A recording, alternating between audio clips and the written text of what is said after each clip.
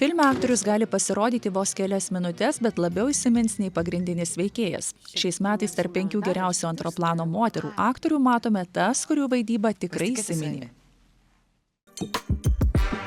Dieve mano. Ne, aš išprotėsiu. Kokie čia pelenai? Teatro ir kino aktorė Aušra Pukelytė daugybės apdovanojimų laureatė. Įdomus faktas tas, kad filme Naktinis seansas Aušra vaidino pagrindinio veikėjo aktoriaus Alekso Kazanavičiaus žmoną. Realiame gyvenime jie iš tikrųjų vyras ir žmona.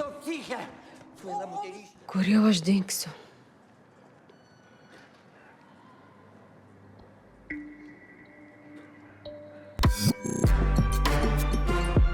Filmo Pietinė kronikas pagrindinio veikėjo pirmąją meilę vaidino Digna Kulionytė. Aktorė įsitikinusi, kad savo personažės Monikos ji niekada neužmirš. Kai aš pamačiau filmą, aš nesitikėjau, kad aš tokį blogą personažą sukūriau. Man tai buvo gaila Rimanto ir gaila ir Monikos paskui buvo, ir Jurgos buvo labai gaila ir pikau ant Monikos.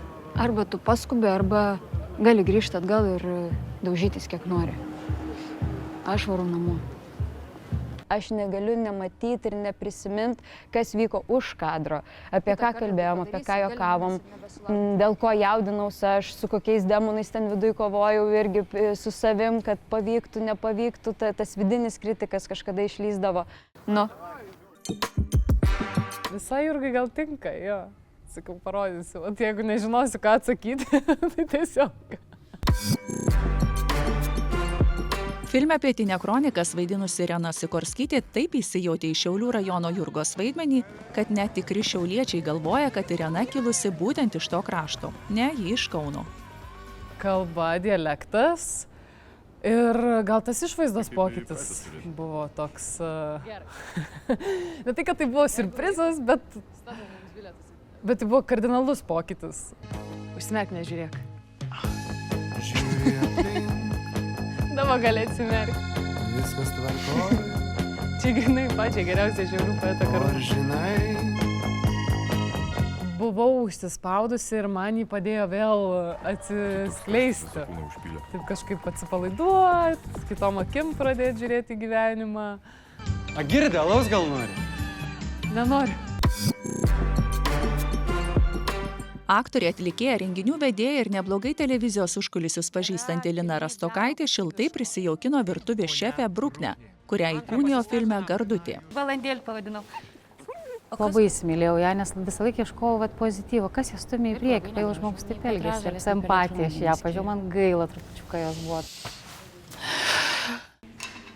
Per 30 darbo metų apie gerą šefą sprendžiu iš to, kaip jis pėlį laiko. Va, žmogus, toliai eis.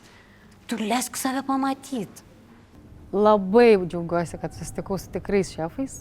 Man tiesiog, aš nežinau, tiesiog jie atvėrė kažkokį visiškai dar vieną kažkokią sritį, apie kurią aš nieko nežinau, nes aš pati beveik negaminu. O tokia draugė, buvo tokia draugė. Solidus vaidmenų skaičius tiek teatre, tiek kine, o taip pat ir garbingi apdovanojimai įrašyti į aktorės Vilmos Raubaitės biografiją. Filme Akiplėša Vilma įtikinamai suvaidino modelių agentūros vadovę, taip pat Vilmą. Pirma mintis tai buvo klausimas, Saulė, gal galima pakeisti personažo vardą? Nes personažo vardas yra Vilma. Žinai, ko mes čia mokomės šitą mokyklai? Pasitikėti savimi. Pasitikėti savimi yra svarbiausias dalykas.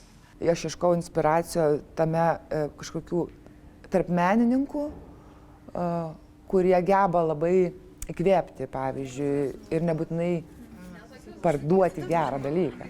Saulė labiausiai ko nenorėjo to, kad jinai būtų apibūdinta kaip tiesiog evil, ten bloga ir taip toliau. Jinai duoda joms viltį, kad iš vis įmanoma kažkas toje aplinkoje. Čia mano numeris. Suprantu, su man nemaža. Jeigu močiutė paskambina, gerai? Susitarsim. Visos 5 aktorės šiemet gavo po pirmą sidabrinės gervės nominaciją.